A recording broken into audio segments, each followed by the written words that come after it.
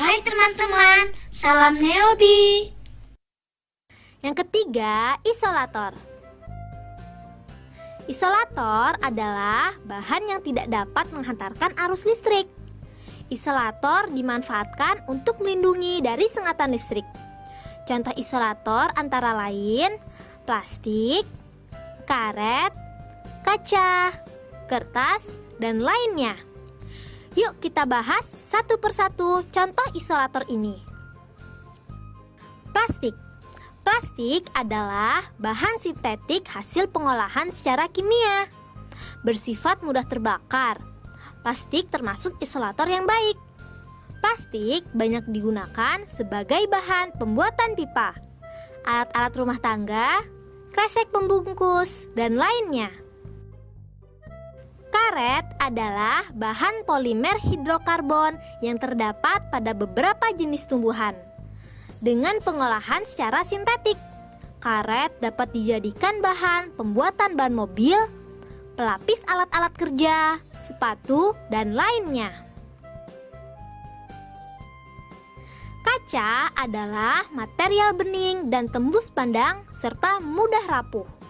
Kaca merupakan isolator yang baik juga teman-teman. Kaca sangat bermanfaat untuk layar TV dan komputer, kaca rumah, kaca mobil, dan lainnya. Kertas adalah bahan tipis dan rata hasil kompresi dari serat. Kertas banyak digunakan sebagai buku, untuk kardus, untuk pembungkus nasi, dan lainnya. Yang keempat adalah sumber energi listrik. Wah, dari mana saja ya sumber energi listrik itu?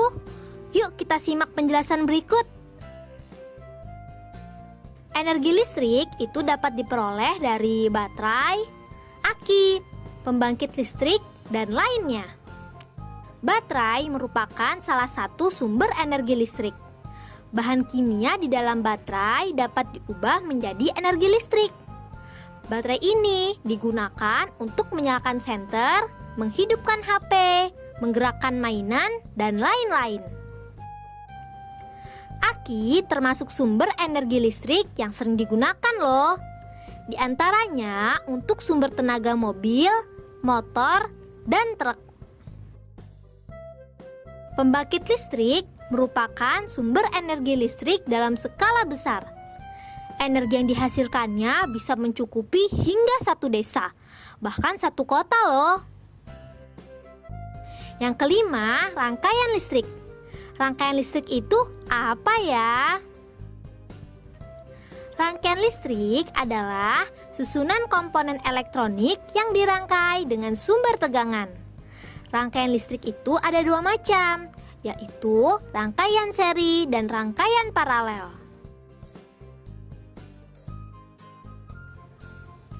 Rangkaian seri adalah rangkaian listrik yang hambatan atau lampunya disusun secara sejajar. Rangkaian seri ini selalu menghasilkan arus yang sama besar dalam tiap lampunya.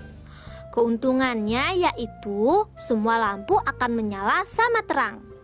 Sedangkan kerugiannya adalah boros energi dan biaya. Selain itu, apabila satu komponen lampunya rusak, maka komponen yang lain akan terganggu juga. Nah, yang ini rangkaian paralel. Rangkaian paralel adalah rangkaian yang hambatan atau lampu-lampunya disusun secara berderet. Rangkaian ini dapat menghasilkan tegangan yang sama besar pada tiap lampunya. Kerugiannya adalah memerlukan kabel yang lebih panjang. Sedangkan keutamaannya yaitu apabila salah satu komponennya rusak, maka komponen yang lain tidak terganggu. Teman-teman, tahu tidak? Biasanya rangkaian listrik pada perumahan disusun secara paralel loh, karena lebih hemat energi daripada disusun secara seri. Nah, itu tadi beberapa hal yang perlu kita ingat. Diingat-ingat ya, be smart, be happy.